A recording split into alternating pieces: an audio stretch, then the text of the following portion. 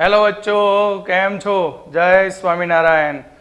ગઈકાલે આપણે નીટની એક્ઝામ લેવાઈ ગઈ, બરાબર. નીટ 2020 આ પેપર કેમિસ્ટ્રીનું આજ દિન સુધીના ઇતિહાસનું સૌથી સહેલામાં સહેલું પેપર હતું.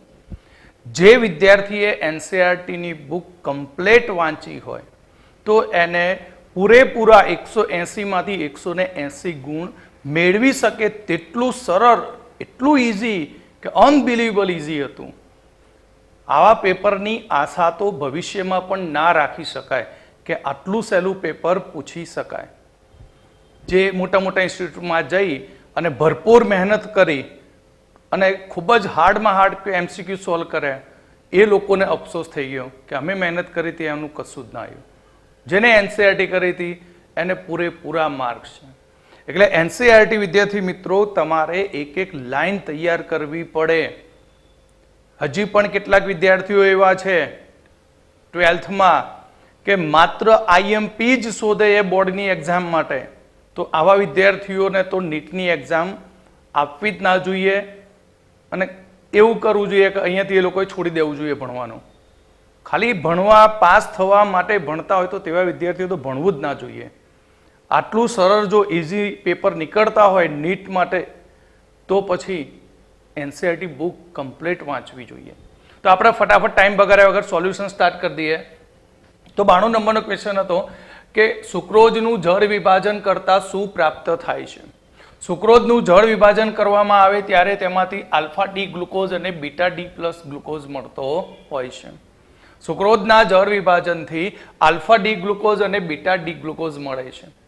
ત્યાર પછી આ ચેપ્ટર જૈવિક અણુમાંથી પૂછાયેલો ક્વેશ્ચન છે. ધ્યાન રાખજો કેટલા ક્વેશ્ચન આ ચેપ્ટરમાંથી આવેલા છે. જૈવિક અણુમાંથી પૂછાયેલું આ ક્વેશ્ચન છે. આ છે દ્રાવણો ચેપ્ટર. કયું ચેપ્ટર? દ્રાવણો. દ્રાવણો ચેપ્ટરમાંથી આ ક્વેશ્ચન પૂછાયેલો છે કે સિલિન્ડરમાં N2 અને આર્ગોન વાયુ 7 ગ્રામ અને 8 ગ્રામ ધરાવે છે અને સિલિન્ડરનું કુલ મિશ્રણ 27 બાર છે, તો N2 વાયુનું આંશિક દબાણ શોધો. સાવ સહેલો એક્ઝામ્પલ છે. સૌથી પહેલું તો તમારે N2 ના મોલ શોધી નાખવાના. 7 ગ્રામ N2 એટલે 28, ભાગાકાર કરો તો 0.25, 7 ચોક 28 એટલે 0.25 મોલ. NO2 8 ભાગ્યા 40, આ પણ ભાગાકાર સાવ સહેલો હતો, બરાબર. આન્સર આવશે 0.2, 8 પંચું 40, 1/5 એટલે 0.2 થઈ ગયું. હવે અહીંયા કુલ દબાણ આપી દીધો. સૌથી પહેલું આપણે મોલ અંશ N2 નો શોધી નાખીએ. તો મોલ અંશ N2 નો કેટલો થશે? તો N2 નો મોલ 0.25 છેદમાં 0.2 પ્લસ 0.25, બરાબર. પી ટોટલ રકમમાં આપી દીધું. એ મિશ્રણનું કુલ દબાણ આપ્યું છે તમને 27 બાર આપેલું છે. તો આપણા જોડે સૂત્ર છે જ ડાયરેક્ટ કે N2 નું આંશિક દબાણ is equal to XN2 into P total. P total સૂત્રમાં કિંમત મૂકી દો, ડાયરેક્ટ આન્સર આવશે 15 આવશે. ક્લિયર? ત્યાર પછી આગળ. હવે આ તો એમસીક્યુ ત્રીજા ચેપ્ટરની અંદર પિરિયોડિક ટેબલ, તત્વોનું વર્ગીકરણ અને ગુણધર્મની આવર્તિતતા. આ વર્ષે ગજબનું થયું કે આ જ ચેપ્ટરમાંથી 2 ક્વેશ્ચન પૂછાય. 2 ક્વેશ્ચન ક્યારેય નથી પૂછાયા આટલા બધા ક્વેશ્ચનો. એટલા ક્વેશ્ચન આ ચેપ્ટરમાંથી પૂછી નાખે. અહીંયા લ્યુટેશિયમ 71, 175 માં પ્રોટોનની સંખ્યા, ન્યુટ્રોનની સંખ્યા અને ઇલેક્ટ્રોનની સંખ્યા અનુક્રમે શોધો. અરે ભાઈ, તટસ્થ પરમાણુ હોય ત્યારે પ્રોટોનની સંખ્યા અને ઇલેક્ટ્રોનની સંખ્યા સમાન હોય. પ્રોટોન અને ઇલેક્ટ્રોનની સંખ્યા સમાન હોય. આ એમસીક્યુ ના આવડે તો એને ભણવું જ ના જોઈએ આગળ સાયન્સ. કારણ કે આ પરમાણુય ક્રમાંક છે. પરમાણુય ક્રમાંક એટલે પ્રોટોનની સંખ્યા 71, તો ઇલેક્ટ્રોનની સંખ્યા પણ 71 હોવી જોઈએ. ક્યાંય વિચારવાની જરૂર છે જ નહીં, કોઈ ગણતરી કરવાની નથી. ત્યાર પછી બીજું, પ્લેટિનમ એનોડનો ઉપયોગ કરી મંદ સલ્ફ્યુરિક એસિડનું વિદ્યુત વિભાજન કરતા એનોડ ઉપર કઈ નિપજ પ્રાપ્ત થાય છે? સલ્ફ્યુરિક એસિડ H2SO4 જે H2SO4 થિયરીમાં સુપર રીતે સમજાવેલું. H2SO4 plus SO4 minus 2. SO4 minus 2 નો તમે રિડક્શન પોટેન્શિયલ જાણો છો, -2 પોઈન્ટ સમથિંગ વોલ્ટ છે, બરાબર. અને બીજો પાણીનો રિડક્શન પોટેન્શિયલ તમે જાણો છો, -1.23 વોલ્ટ એનોડ ઉપર. તો અહીં એનોડ ઉપર SO4 નું ક્યારે ઓક્સિડેશન થશે નહીં, પણ એનોડ ઉપર પાણીનું ઓક્સિડેશન થાય અને એનોડ ધ્રુવ ઉપર H2O gives O2 gas plus 2 કરી નાખે તો 4H પ્લસ 4 ઇલેક્ટ્રોન માઇનસ, માટે આન્સર આની અંદર આવશે ઓક્સિજન. ઓકે, ત્યાર પછી આ છે હાઇડ્રોજન ચેપ્ટર. આ ચેપ્ટર છે હાઇડ્રોજન. આની અંદરથી બહુ ઓછી શક્યતા હોય એમસીક્યુ પૂછવાની, છતાં પણ આની અંદર પૂછાઈ ગયો છે. ખૂબ જ મજાની વસ્તુ કહેવાય. તમને ખબર છે કે CO અને H2 ના મિશ્રણને કહેવાય સંશ્લેષિત વાયુ. ત્યાર પછી પાણીની અસ્થાયી કઠિનતા બાયકાર્બોનેટના કારણે હોય. B2H6 ડાયબોરેન BH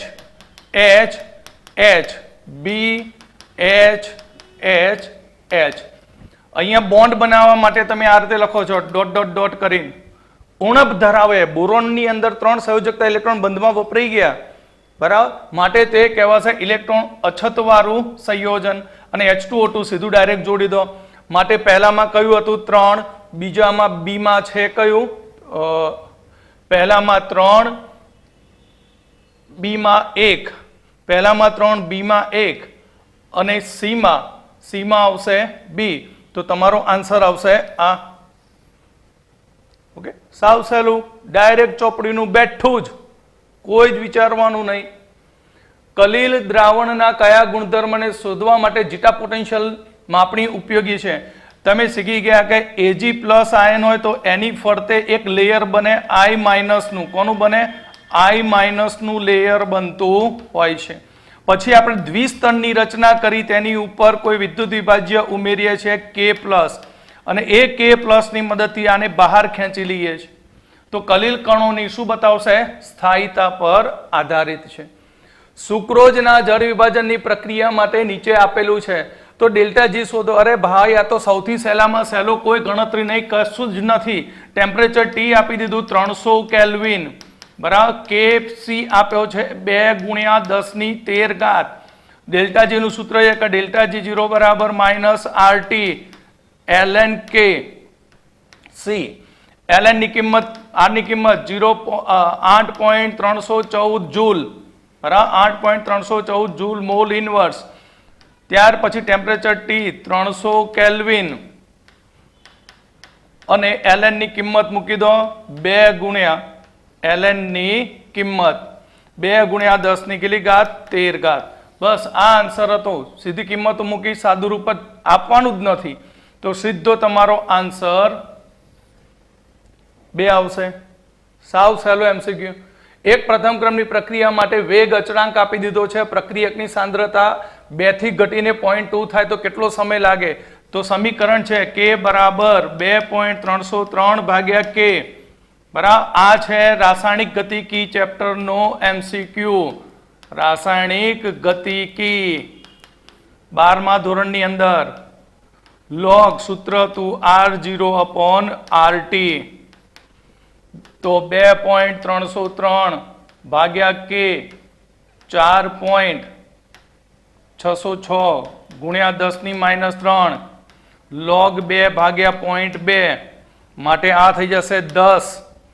માટે 2.303 છેદમાં 4.606 ગુણ્યા 10⁻³ આ થયું 1/2, માટે 0.5 ગુણ્યા 10⁻³ 500 સેકન્ડ. તો આન્સર આવશે 500 સેકન્ડ.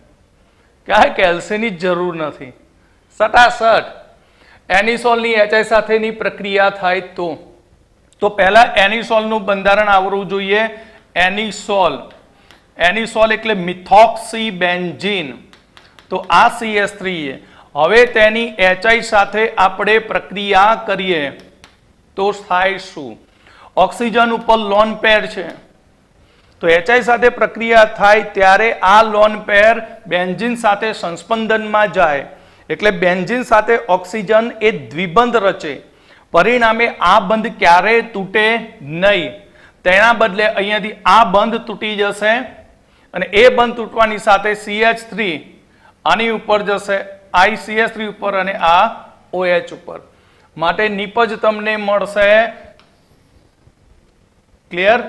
બીજું તો એનિસોલમાં CH3 તો આ તો આન્સર બનવાના જ નથી. કેમ? C2H5 છે, એક કરતા વધારે કાર્બન. ત્યાર પછી NaOH ની હાજરીમાં બેન્ઝાલ્ડિહાઇડ અને એસિટોફિનોન વચ્ચેની પ્રક્રિયા જણાવો. તો બેન્ઝાલ્ડિહાઇડ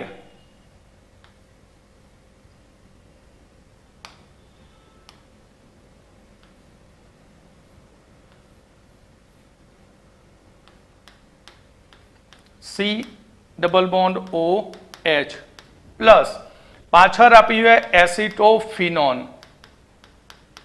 તો પહેલા પૂરેપૂરી રકમ વાંચવી પડે, પ્રશ્ન પૂરેપૂરો સમજો તો તમને આનો આન્સર આવડી જાય. તો સૌથી પહેલું આની ઉપર આલ્ફા H નથી, આલ્ફા H નથી માટે એકલું બેન્ઝાલ્ડિહાઇડનો વિચાર કરીએ તો કેનિઝારો પ્રક્રિયા આપી શકે, પણ બીજો કમ્પાઉન્ડ લીધો છે તેની પડોશના કાર્બન ઉપર આલ્ફા H એ એસિડિક H હોય છે અને એસિડિક H હોવાને કારણે તે આની સાથે શું કરે? ડાયરેક્ટ પ્રક્રિયા આપી શકે છે. માટે આ પ્રક્રિયા એ ક્રોસ આલ્ડો સંગનન છે. આલ્ડો સંગનનમાં તમે જાણો છો કે આલ્ફા હાઇડ્રોજન ધરાવતા બે સમાન આલ્ડીહાઇડ હોય અથવા બે સમાન કીટોન હોય. કેનિઝારોની અંદર એકમાં આલ્ફા હાઇડ્રોજન હોવો જોઈએ નહીં. ક્રોસ કેનિઝારોમાં બે આલ્ડીહાઇડ હોય જુદા જુદા, પણ બંનેમાં આલ્ફા હાઇડ્રોજન હોતા નથી.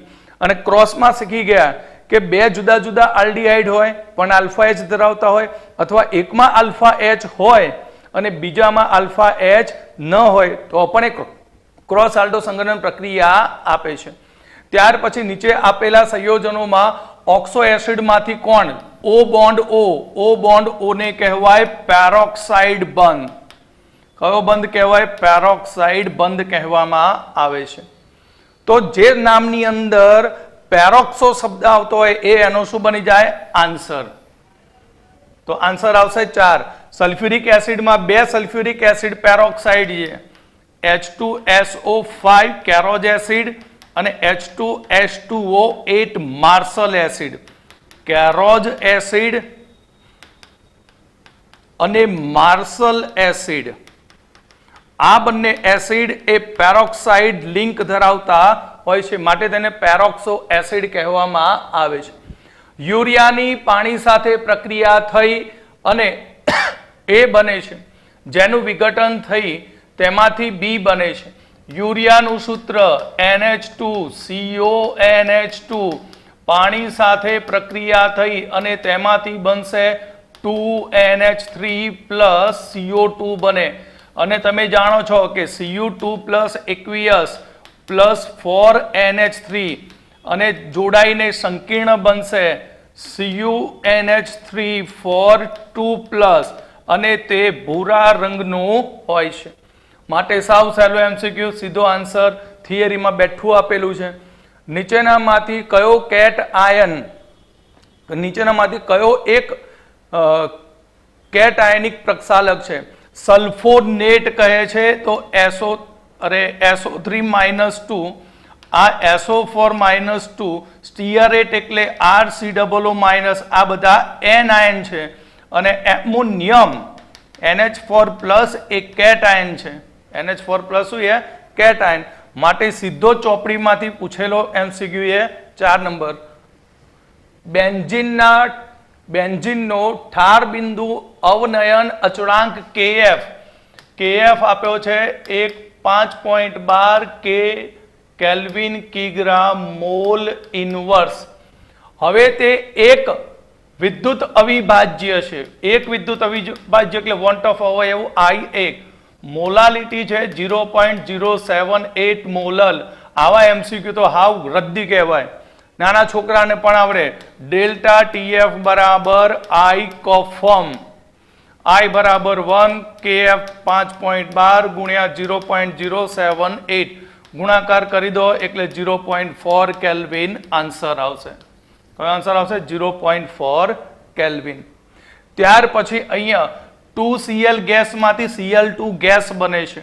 હવે 2Cl બે જોઈન્ટ થઈ Cl2 ગેસ બને ત્યારે બંધ નિર્માણ થાય. અને હંમેશા બંધ નિર્માણ થાય ત્યારે ઉર્જાનું ઉત્સર્જન થાય. ઉત્સર્જિત થતી ઉર્જાને ડેલ્ટા એચ ને લેસ ધેન વડે દર્શાવાય. બીજું, અહીંયા બે ગેસમાંથી એક ગેસનો અણુ બની ગયો.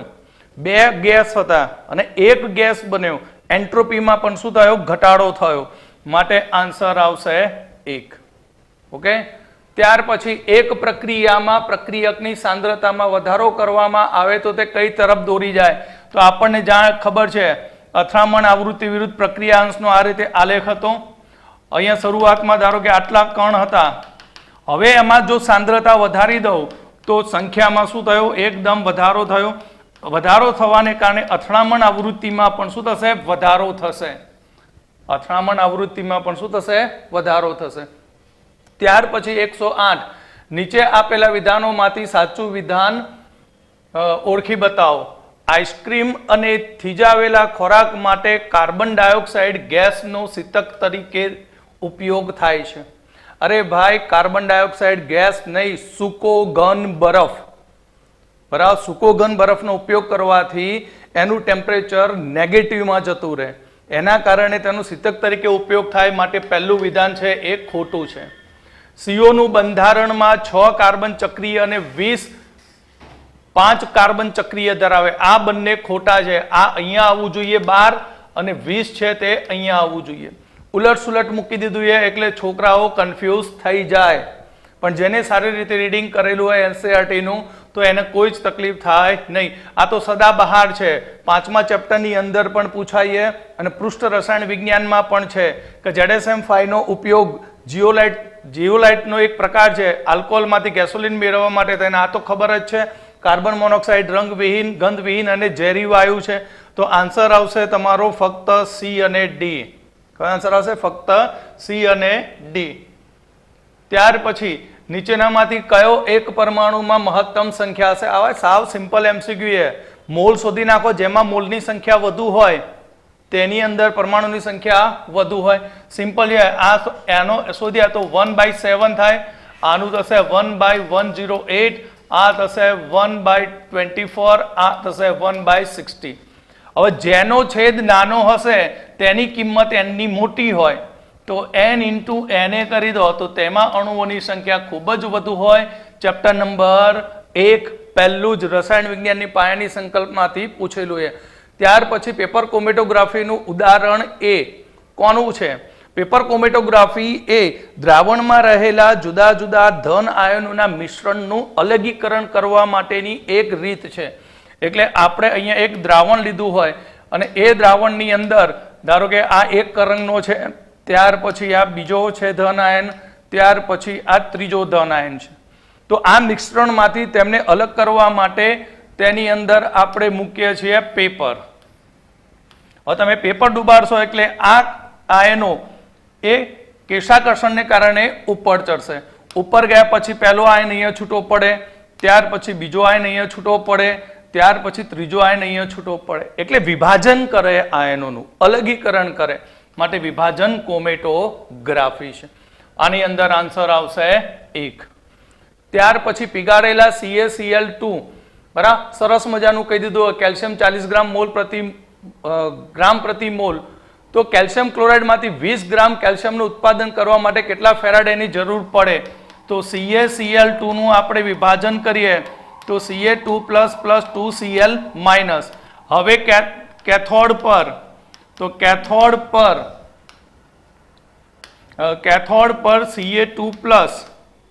Ca2+ 2 electron minus give Ca solid. તો 2 ફેરાડે વાપરવાથી 1 મોલ Ca મળે. 1 મોલ એટલે 40 ગ્રામ મળે. કેટલા ફેરાડે? 2. તો આપણને તો 20 ગ્રામ કહ્યું છે તો 20 કેટલા મળશે? તો 1 જ. કેમ? કારણ કે 2 × 20/40. તો આન્સર આવશે 1. ત્યાર પછી ખોટું વિધાન શોધી બતાવો. CrO4- 2 અને Cr2O7- 2 માં ક્રોમિયમની ઓક્સિડેશન અવસ્થા સમાન નથી. આ વિધાન જ પહેલું ખોટું છે. સાવ સહેલું હતું. CrO4- 2. અરે ભાઈ, રેડોક્સ શીખેલા હોય તો ઓક્સિડેશન આંક -2 તો આ બનશે +6 અને Cr2O7- 2 આનો ઓક્સિડેશનાંક -2, 7 દુ 14, 14 માંથી 2 જાય તો 12, 12 ભાગ્યા 2 એટલે +6. બંનેમાં ઓક્સિડેશનાંક કેવો છે? સમાન છે. ઓકે, અને આ બધા ટોપિક એ અંદર આપણે ચોપડીમાં આપેલા છે કે નાનું સંક્રાંતિ ધાતુ તત્વો કે જેમની વચ્ચે પોલાણ હોય છે ને એ પોલાણમાં નાના કદના અધાત્વીય પરમાણુ કાર્બન, હાઇડ્રોજન, નાઇટ્રોજન, બોરોન ગોઠવાઈને આંતરાલે સંયોજનો બનાવી શકે છે. સંક્રાંતિ તત્વો અને તેના સંયોજનોની જુદી જુદી ઓક્સિડેશન અવસ્થાને કારણે તેનો ઉદ્દીપક તરીકે ઉપયોગ કરી શકાય છે. આ પણ વિધાન સાચું છે.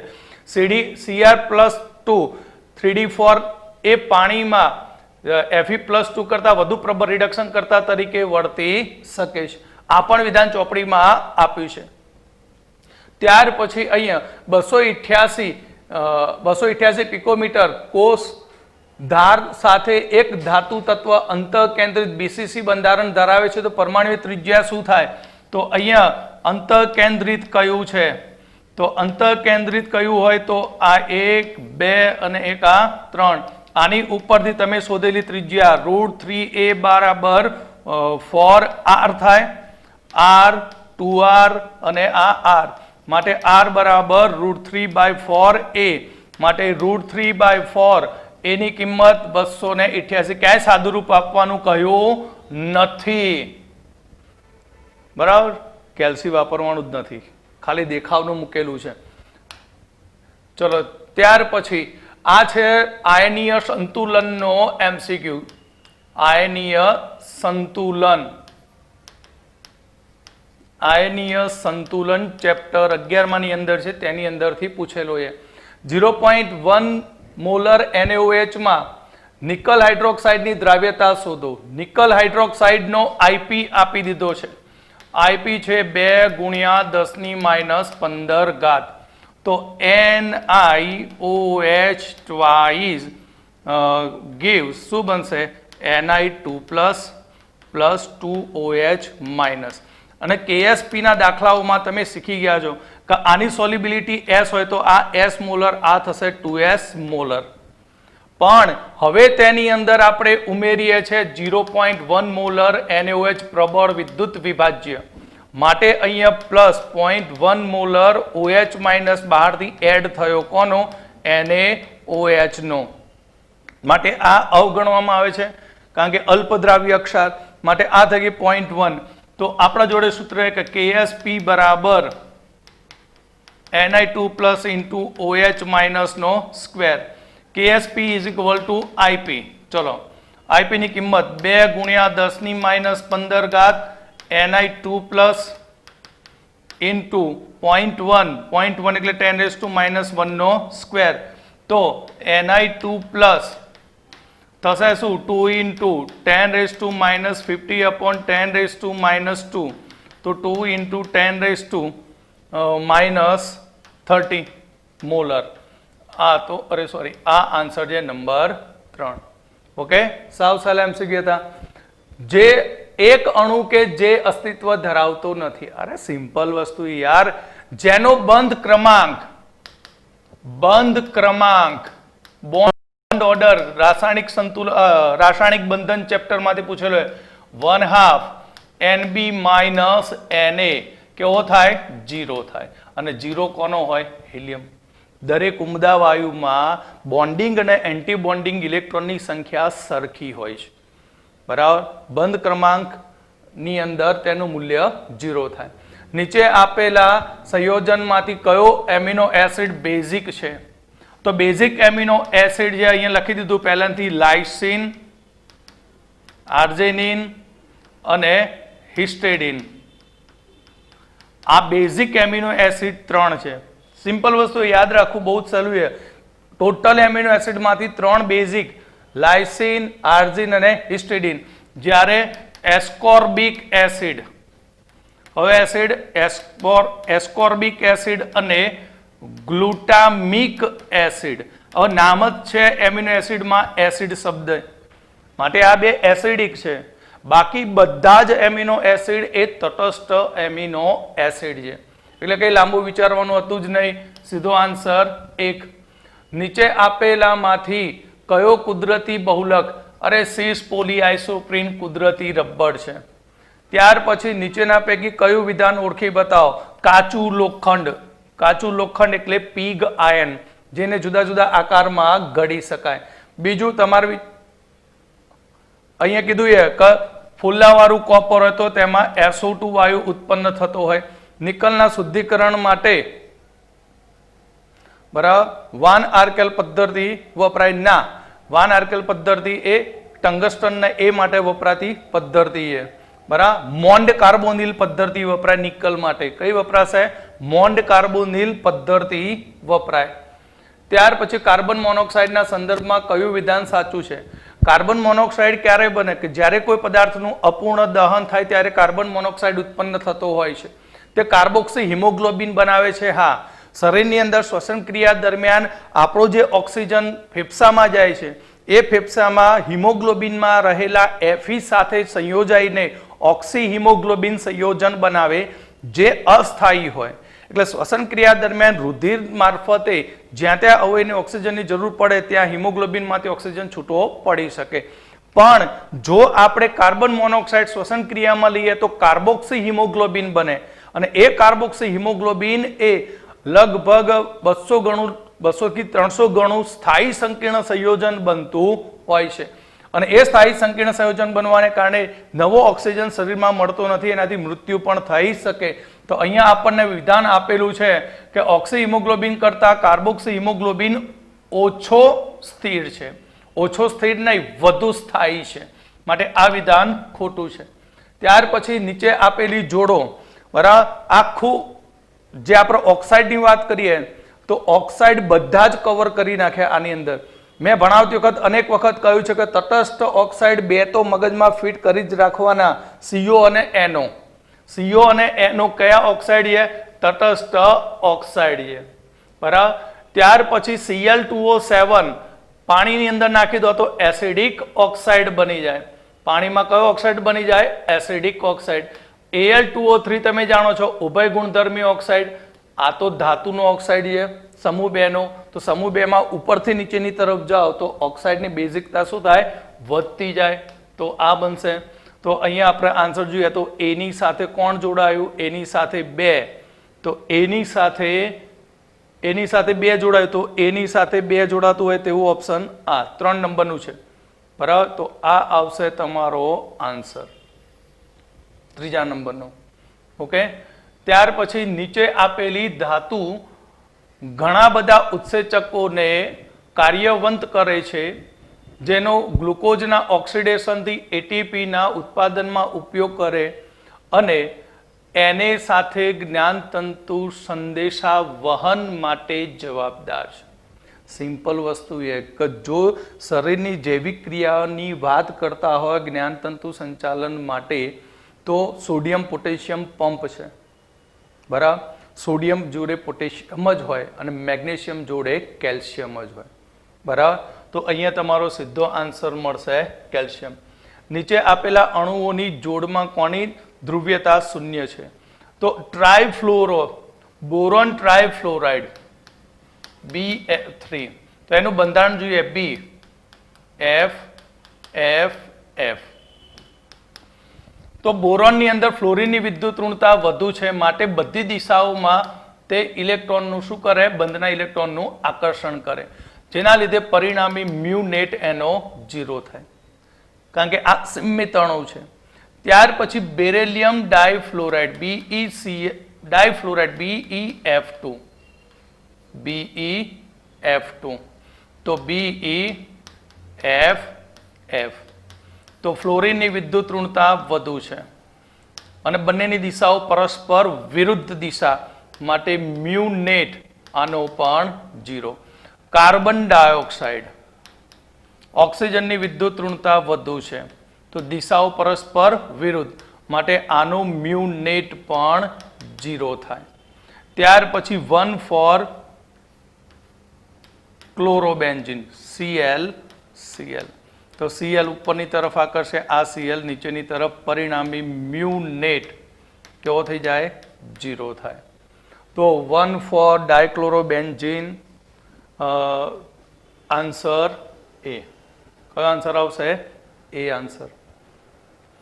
નીચેના સંયોજનોમાંથી કોણ કાર્બોલેમાઇન કસોટી આપે? પ્રાથમિક એમાઇન. બરાબર 10 પ્રાથમિક એટલે સૂત્રમાં શું હોવું જોઈએ NH2 બરાબર 20 એટલે NHR 30 મતલબ NRR ઓકે તો અહીંયા પ્રાથમિક એમાઇન જ કાર્બાઇલ કસોટી આપે છે જે ખૂબ જ ખરાબ વાસ ધરાવતો ઝેરી પદાર્થ બનાવે આઇસોસાયનાઇડ ચાહે એલિફેટિક હોય કે એરોમેટિક હોય ત્યાર પછી 124 નીચેનામાંથી કયા કારણને કારણે તૃતીયક કાર્બોકેટાઇન એ દ્વિતીયક કાર્બોકેટાઇન કરતાં વધુ સ્થાયી છે તૃતીયક કાર્બોકેટાઇન મેં જીઓસીના જે લેક્ચરો મૂક્યા હતા એ જીઓસીના લેક્ચરની અંદર મેં આ પણ MCQ મૂકેલો હતો CH3 CH CH2 CH3 આ પ્લસ છે આ જીઓસી માંથી પૂછાયેલો MCQ છે તો સૌથી પહેલું અહીંયા CH3 મિથાઇલ ગ્રુપ એ પ્લસ આઈ અસર બતાવે છે એટલે ઇલેક્ટ્રોન ડોનેટિંગ છે તો અહીંયા આપણા MCQ ની અંદર આપણે જોઈ શકીએ છીએ કે ક્યાંય પ્લસ આઈ નથી બીજું કે અહીંયા ક્યાંય દ્વિબંધ નથી માટે રેઝોનન્સ પણ થવાના નથી તો બાકી રહ્યું શું હાઇપર કોન્જ્યુગેશન તો આ કાર્બોકેટાઇનના પડોશી મિથાઇલ ગ્રુપ ઉપર આલ્ફા H આવેલા છે તો આલ્ફા H કેટલા તો આની અંદર 9 આલ્ફા H છે જ્યારે આ કાર્બોકેટાઇનના પડોશી કાર્બન ઉપર 5 આલ્ફા H છે જેમ આલ્ફા H ની સંખ્યા વધુ હોય તેમ સ્ટેબિલિટી વધારે હોય કેમ કારણ કે તેના હાઇપર કોન્જ્યુગેશનની સંખ્યા પણ વધુ હોય છે ત્યાર પછી 2 બ્રોમોપેન્ટેનની વિલોપન પ્રક્રિયામાંથી પેન 2 ઇન બને છે તો અહીંયા આપણું સૂત્ર બનશે CH3 CH Br CH2 CH2 CH3 અને કહે છે વિલોપન પ્રક્રિયાથી તો CH3 CH double bond CH CH2 CH3 તો સૌથી પહેલું તમે જાણો છો કે આ કાર્બન આલ્ફા એનો પડોશી બીટા આ પણ બીટા કાર્બન તો સૌથી પહેલું વિલોપન થયું તો H ગયો માટે પહેલું બીટા વિલોપન પ્રક્રિયા થઈ બીજું કે જ્યારે અહીંયા બીટા ઉપર હાઇડ્રોજનની સંખ્યા જુદી જુદી હોય ત્યારે સેડઝેફ નિયમ મુજબ નિપજ મળે અને દ્વિબંધ એવી રીતે રચાય કે જ્યાં બંને બાજુ આલ્કાઇલ સમૂહ રહી શકે તો અહીંયા તમારો સેડઝેફ પણ સાચો છે Br અને H પણ ગયો તો એને કહેવાય ડિહાઇડ્રો હેલોજિનેશન પ્રક્રિયા નિર્જલીકરણ એટલે તો શું H2O દૂર થાય તો આપણો આન્સર આવશે ABC ઓકે ત્યાર પછી Cr+2 ની ચુંબકીય ચાક માત્રા કેટલી અરે ક્રોમિયમની ઇલેક્ટ્રોન રચના આર્ગોન કમ્પ્લીટ 3d5 4s1 હવે Cr2+ બને તો argon complete 3d4 4s0 D ની અંદર કેટલા ઇલેક્ટ્રોન રહ્યા 4 તો 4 ઇલેક્ટ્રોન 1 2 3 અને 4 ચારે 4 અયુગ્મિત માટે μ = √n × n+2 bm અને મેં શીખવાડ્યું ડાયરેક્ટ આન્સર મળે 4.90 73 83 87 90 92 માટે 4.90 એક આલ્કીનનું ઓઝોનોલિસિસ પ્રક્રિયા કરતા મિથેનાલ નિપજ મળે છે તો તે સમજાવો તો મિથેનાલ નિપજ મળવાની તો તમારો જે પણ ક્યાંય દ્વિબંધ હશે એ દ્વિબંધ ઉપર CH2 હોવું જોઈએ કારણ કે મિથેનાલનું સૂત્ર CHO છે ક્લિયર તો આ તો ચક્રીય રચના છે તો આનું ઓઝોનાલિસિસ કરે તો મિથેનાલ બને નહીં બરાબર ઓઝોનાલિસિસમાં મેં શીખવાડ્યું કે બંધ તોડી નાખો બોન્ડ તોડો ઓક્સિજન જોડો તો અહીંયા ઓક્સિજન જોડું તો બેન્ઝાલ્ડિહાઇડ અહીંયા ઓક્સિજન જોડું તો ઇથેનોલ અહીંયા તો બનવાનું જ નથી હવે આ બંધ તોડી નાખું તો અહીંયા ઓક્સિજન જોડી દઉં તો બનશે શું HCHO મિથેનોલ ક્લિયર તો આન્સર આવશે 4 વુડ્સ પ્રક્રિયા માટે સારી નિપજ કઈ બની શકે નહીં સિમ્પલ વસ્તુ છે વુડ્સમાં શીખી ગયા તમે ધારો કે અહીંયા સમજાય દો કે RX 2 ટાઈમ્સ +2 Na નિર્જલ ઇથર તો બનશે શું R બોન્ડ R બમણા કાર્બન ધરાવતો આલ્કેન મળી શકે. એટલે નોર્મલ બ્યુટેન 1 2 3 4 વચ્ચેથી ભાગ પાડી દો, બમણા કાર્બન થઈ ગયા બંને બાજુ સરખા, માટે આ નિપજ સારી બને. 1 2 3 4 5 અને 6 અહીંયાથી પણ સારી નિપજ મળે. બ્યુટેન તો 1 2 3 4 અને આ CCS3 2,3 ડાઈ મિથાઇલ બ્રેક કરી નાખો.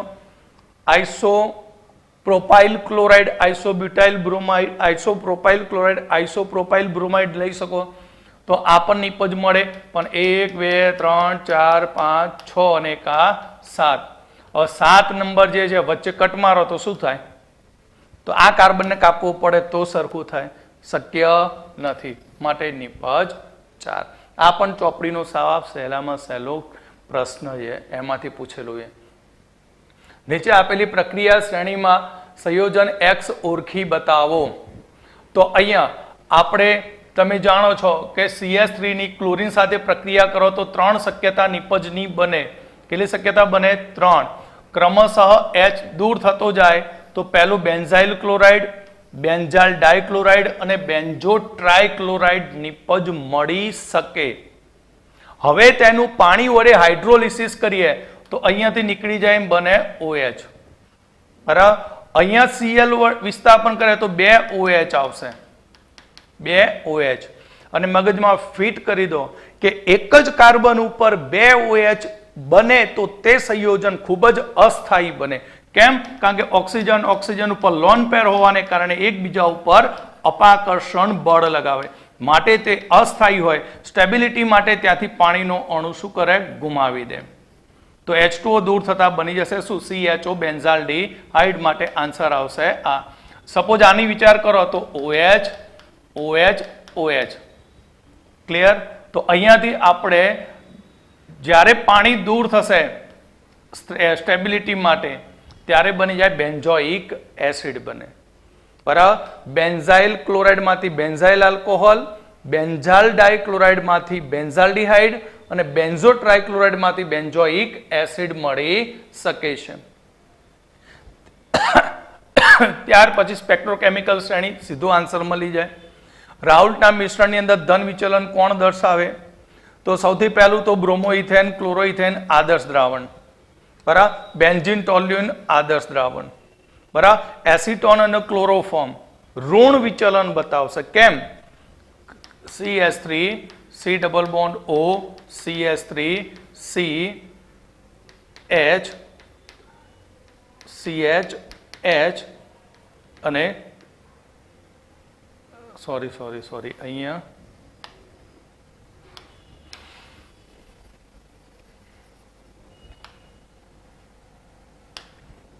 પ્લસ CH અને 3 Cl. તો અહીંયા એક એટ્રેક્શન થાય, આ H પ્લસ પોઝિટિવ બનશે. Cl ની વિદ્યુત ઋણતા વધુ છે માટે કાર્બન પણ બંધના ઇલેક્ટ્રોન ખેંચી જાય, ઓક્સિજન નેગેટિવ. માટે અહીંયા આંતરાણવીય હાઇડ્રોજન બંધ રચાતો હોય છે. જ્યારે ઇથેનોલ અને એસિટોનની વચ્ચે આંતરાણવીય હાઇડ્રોજન બંધ રચાતો નથી. ઓકે, માટે ઇથેનોલ અને એસિટોન એ હાઈલી વેપરાઇઝડ કમ્પાઉન્ડ છે અને બે બાષ્પશીલ પદાર્થો મિશ્રણ થતા હોય અને હાઇડ્રોજન બંધ ન રચાય તો ધન વિચલન સૂચવે. ચલો હવે આની અંદર પહેલું અનનીલ ઉન્યમ. બરાબર, આ ગુજરાતી બહુ ભયંકર લખેલું છે, નથી ફાયેલું. તો આ થશે 100 આ થશે 101 નંબરનું તત્વ. અનનીલ ટ્રિયમ અને અનનીલ હેક્ઝિયમ અને 111. તો 101 નંબરનું તત્વ મેન્ડોલેવિયમ, 103 નંબર લોરેન્શિયમ, 106 નંબર સિબોર્ગિયમ અને 111 નંબર એટલે ટ્રોન્ઝિયમ.